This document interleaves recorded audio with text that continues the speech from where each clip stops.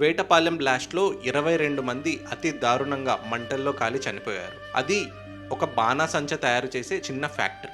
బాడీలు కూడా గుర్తుపట్టనంతలా ముక్కలు ముక్కలుగా అయిపోయి పడి ఉన్నాయి. చూస్తుంటే గుండె తరుక్కుపోతుంది.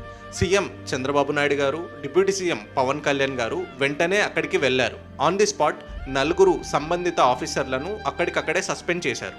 అక్కడుండే ఆఫీసర్లు 4 సస్పెన్షన్లో పెడుతున్నాం. అలాగే సీఎం చంద్రబాబు నాయుడు గారు చనిపోయిన వారి కుటుంబాలకు 20 లక్షల ఎక్స్గ్రేషియా ప్రకటించారు. మృతులందరికీ 20 లక్షల రూపాయల ఆర్థిక సహాయం చేస్తాం.